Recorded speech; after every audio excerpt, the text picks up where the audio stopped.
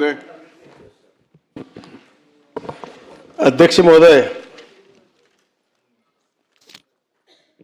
सन्माननीय या सभागृहाचे ज्येष्ठ नेते खडसे साहेबांनी हा प्रश्न विचारला होता, पण आताच आमचे नेते शशिकांत भाऊंनी या संदर्भामध्ये प्रश्न विचारलेला आहे.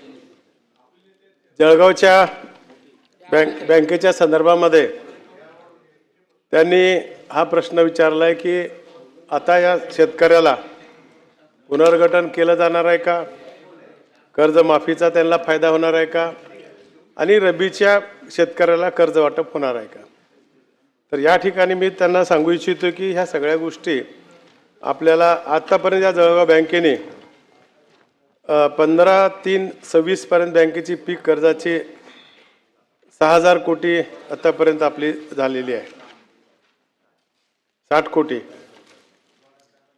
कारण आत्ता जी त्यांच्याकडे फिगर दिली आहे ते 4 कोटीची दिलेली आहे. पण मध्यंतरीच्या काळामध्ये जे CM साहेबांनी निर्णय दिला सभागृहामध्ये आपलं अर्थसंकल्प सादर करत असताना, की मग शेतकऱ्याच्या लक्षात आलं की आता मात्र ही कर्ज आपल्याला माफ होणार नाही, आपल्याला पैसे भरावे लागतील. त्याच्यामुळे आजची फिगर माझ्याकडे झालेली आहे ते 60 कोटीची आहे. बँकेच्या कर्जवसुलीच्या मागील वर्षाचा अनुभव विचारात घेता 31/3/26 पर्यंत रुपये 500 कोटी वसुली होईल असे अपेक्षित आहे. आपल्याकडं पीक विमा असो की कर्ज वसुली असो, हे शेवटच्या 10-15 दिवसात आपण अधिक लोक लाईन लावून भरतात. मागल्या 2 वर्षाचाही माझ्याकडे डाटा आहे की 15 दिवसामध्येच ह्या गोष्टी लोक पैसे भरतात, आणि अपेक्षित आम्हाला आहे की 500 कोटी रुपयाची वसुली होईल भाऊ. आणि MSE बँकेने जळगाव बँकेसाठी ज्या ज्या बँका आपल्याला कर्ज लागणार आहे त्याच्यासाठी मागणी करत असतात, त्याच्यासाठी आपण MSE बँकेने त्यांना 800 कोटी रुपयाचं अतिरिक्त अल्पमुदत कर्ज आपलं मंजूर केलेलं आहे. पुन्हा DCC बँकेकडे खरीप हंगामात पीक कर्ज वाटपासाठी 1200 रुपये 12,000 ते 13,000 कोटी निधी आज उपलब्ध आहे. म्हणजे कर्ज वाटप करायसाठी निधी आपल्याकडे उपलब्ध आहे. पुनर्गठित करण्यासाठी आपल्याला शेतकऱ्याची संमती द्यावी लागते आहे. पुनर्गठन करण्यासाठी आपली जी वेळ आहे ती निघून गेलेली आहे. आणि सोयाबीनच्या या हरभऱ्यासाठी जे काही कर्ज वाटप करायचं होतं, ज्याच्याकडे कापूस आहे त्याला आपण हंगामी कर्ज म्हणतो, ते कर्ज दिलं जातं आहे. आणि जर शिल्लक असेल तर आपण रब्बीचं कर्ज हरभऱ्याचं देत असतो. हा बोला.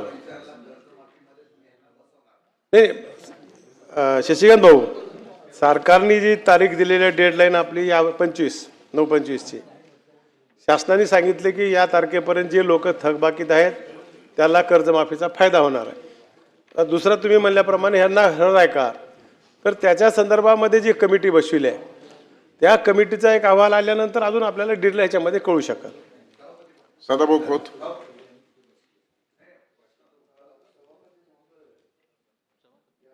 त्या अनुषंगानं मंत्री महोदयांना वेशवेक माझा 2 प्रश्न आहेत की बऱ्याच अंशी शेतकरी कर्जाचं पुनर्गठन करत असतो की सोसायटी थकबाकी दिसू नये म्हणून, आणि ज्या शेतकऱ्यांचं पुनर्गठन झालेलं आहे अशा शेतकऱ्यांना आपण या कर्जमाफीमध्ये कर्जमाफी देणार का.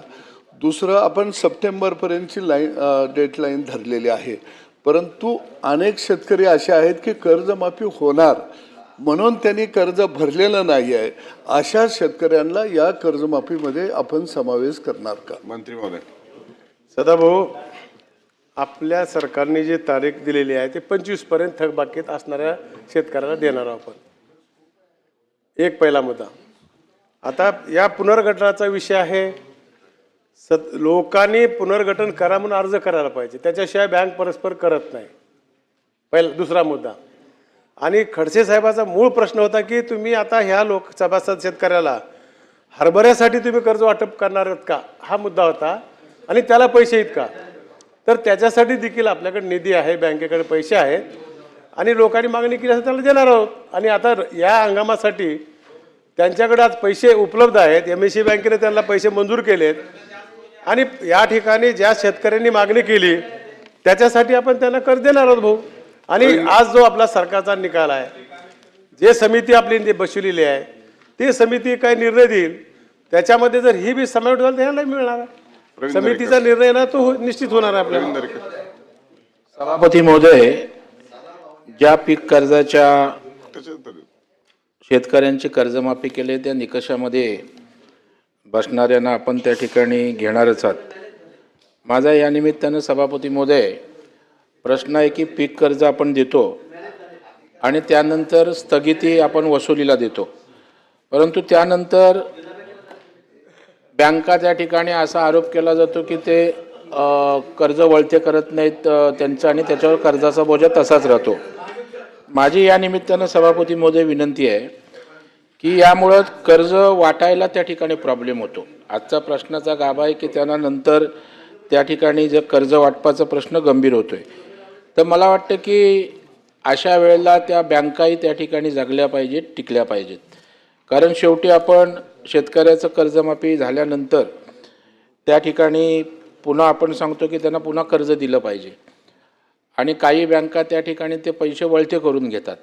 तर यामध्ये समन्वय साधून त्या ठिकाणी शेतकऱ्याची कर्जमाफी झाल्यानंतर त्या ठिकाणी बँकांना पण त्या ठिकाणी हातभार कशा पद्धतीनं लागेल याचा विचार केला पाहिजे. एक दुसरा सभापती महोदय की शेतीला आपल्या मत्स्य शेतीला आपण शेतीचा दर्जा दिलात, परंतु आज त्या ठिकाणी या पीक कर्जामध्ये किंवा शेतीचा दर्जा देऊन आज त्या ठिकाणी शेतकरी म्हणून मच्छीमारांना त्या ठिकाणी गणलं जात नाही. तर या संदर्भामध्ये शासनाने त्या ठिकाणी आज भूमिका स्पष्ट करावी की मत्स्य शेतीचा दर्जा दिला आहे तर अशा प्रकारची पीक कर्ज आणि त्यांना त्या माफी किंवा ज्या काही योजना आहेत त्यासुद्धा मच्छीमारांना त्या ठिकाणी लागू करणार का? मंत्री महोदय. मंत्री महोदय शशिकांत शिंदे. मगाशी आम्ही सगळे प्रश्न एकच विचारतोय. मंत्री महोदय, आपण पीक कर्जाची कर्जमाफी जाहीर केली. 25 सप्टेंबरपर्यंत जे आहेत त्यांना 2 लाख, जे नियमित आहेत त्यांना 50,000. खडसे साहेबांनी विचारल्या प्रश्नामध्येच मी विचारलं, मगाशी पण विचारलं, आपण स्पष्ट उत्तर द्या. तुम्ही काय म्हणाला की कमिटी आम्ही केलेली आहे, कमिटी जो अहवाल देते त्याच्यावर आम्ही कारवाई करू. तोपर्यंत ह्या बँका मागा लागलेल्या आहेत. आमचं म्हणणं एवढंच आहे पुनर्गठन करण्याच्या. आता ज्यांनी पुनर्गठन केलं त्याची चूक काय? त्यांनी परत कर्ज केलं, त्याला या लाभ याच्यामध्ये बसवलं पाहिजे ना तुम्ही. माझे 2 प्रश्न आहेत, त्याचं उत्तर स्पेसिफिक द्यावं, नाहीतर हे कर्जमाफी तुम्ही फसवी केली अशा प्रकारचा चर्चा शेतकऱ्यामध्ये होईल. आपल्याला मी स्पष्ट शब्दात एवढंच विचारलं की ही जी कर्जमाफी केलेली आहे ती किती दिवसामध्ये बँकांना देणार, जेणेकरून बँक या सर्व कर्जमाफीच्या माध्यमातून या शेतकऱ्यांना परत कर्ज घेण्यासाठी ही नील झालं की परत कर्ज घेण्यासाठी त्यांना मदत करू शकते. पुनर्गठन झालेल्या सुद्धा याचा लाभ मिळणार का आणि किती दिवसामध्ये ही कर्ज वाटप आपण जाहीर केलेलं आहे ते कर्जमाफी आपण जाहीर करणार? अमोल मिटकरी. सभापती महोदय, स्कोपला धरूनच प्रश्न आहे, पण सदाभाऊ खोतांनी प्रश्न विचारल्यानंतर माननीय सहकार मंत्र्यांनी सांगितलं की शेतकऱ्यांनी अर्ज केल्याशिवाय त्याचं परस्पर पुनर्गठन होत नाही, म्हणजे परस्पर पुनर्गठनाचा विषय येत नाही. माझ्या जिल्ह्याच्या संदर्भातल्या लक्षवेधीच्या उत्तरात 2250 शेतकऱ्यांचं परस्पर पुनर्गठन केल्याची तक्रार होती. काय केलं त्या बँकेचं? आज दरेकर साहेब इतक्याच पोटतिडकीने त्या बँकेचा विषय मांडतात. उलट त्या बँकेला सभापती महोदय पुरस्कार दिला ज्यांनी परस्पर पुनर्गठन 2250 शेतकऱ्यांचं केलं, द अकोला जिल्हा मध्यवर्ती सहकारी बँक. आणि तुम्ही आता उत्तरात सांगताय की शेतकऱ्याचं अर्ज असल्याशिवाय त्याचं परस्पर पुनर्गठन होत नाही. हे विरोधाभास करणारं उत्तर आहे. आमच्या जिल्ह्याच्या बाबतीत काय कारवाई केली, त्याला पुरस्कार कसा दिला ते तरी सांगायला पाहिजे. मंत्री महोदय.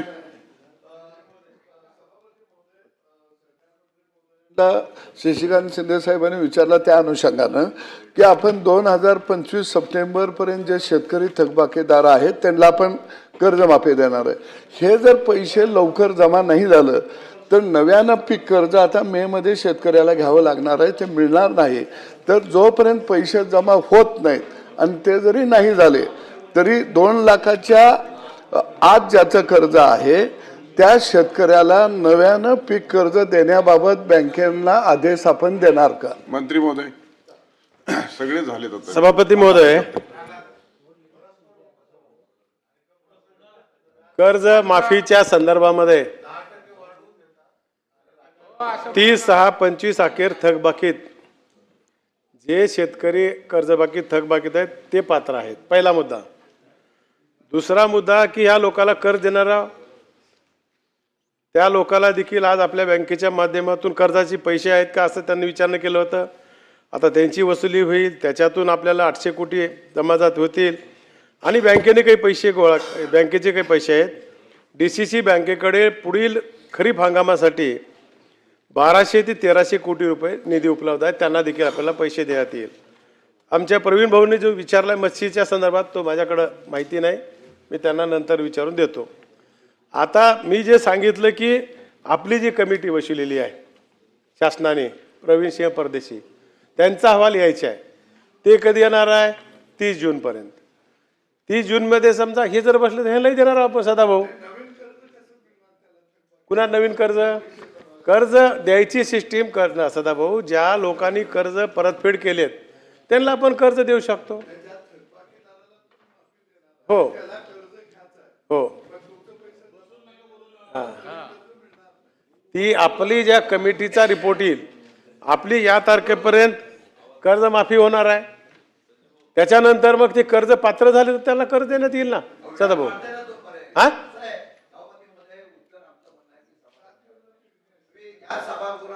माफी करताय जाहीर केल्यानंतर आमची विनंती आहे, तो कर्जमाफी होते म्हणून तो शेतकरी कर्ज भरत नाही, व्याज चालू झालेला आहे. तुम्ही स्पेसिफिक सांगा ना इतक्या दिवसामध्ये करणार आहे, नाही तो मरून जाईल कर्ज व्याजाच्या 30 जून माध्यमातून. सांगितलं ना त्यांनी, 30 जूनची तारीख दिली. स्पेसिफिक दोन गोष्टी बस, सगळ्याचं उत्तर देतो, सगळ्याचं उत्तर देतो, थोडंसं ऐकून घ्या आमचं. आता ते त्यांनी विचारलंय आमच्या मित्राने मागला अमरावती बँकेचा की पुनर अकोल्याला, तो विषय ह्याच्याशी निगडीत नाही, तरी पण सांगतो की तिथं असंच झालं. काही लोकांनी पुनर्गठनासाठी परवानगी मागितली, काही लोकांनी मागितले नाही. त्याच्या संदर्भामध्ये आम्ही चौकशी केली. म्हणून आज पुनर्गठन कुणाचं करायचं आपण? ज्याची संमती नाही त्याचं आम्ही पुनर्गठन कसं करणार आहोत? उद्या लोक कंप्लेन करतील ना. फायदा झाला तर बरोबर आहे म्हणतील सदाभाऊ, आणि चुकीचं झालं तर कुणी म्हणतं, कुणाचाही स्वभाव ते आहे. म्हणून त्यांच्या संदर्भात ते उत्तर दिलंय. सोसायटीने तशा प्रकारचं पुनर्गठनाची परवानगीचं ठराव घेऊन पत्र दिला होता, म्हणून त्यावेळेस त्या लोकांचं पुनर्गठन केलंय आणि त्याच्यानंतर लोकांना त्याचा फायदा भेटला नाही, पुन्हा तक्रार करत बसले. नाही बसून मी बोला सांगितलं ना, मंत्री महोदयाचं उत्तर दे. सगळ्यांचं माझं ऐकलंय. बोलणं होऊ द्या आधी. मत्स्याच्या संदर्भामध्ये कर्ज ही शेती कर्ज समजून पीक कर्जासाठी घेतलेल्या व्याजदराने कर्ज पुरवठा केला जाणार आहे. प्रवीण भाऊ, त्यांचा जे आपण देणार आहोत मत्स्यासाठी ते आहे.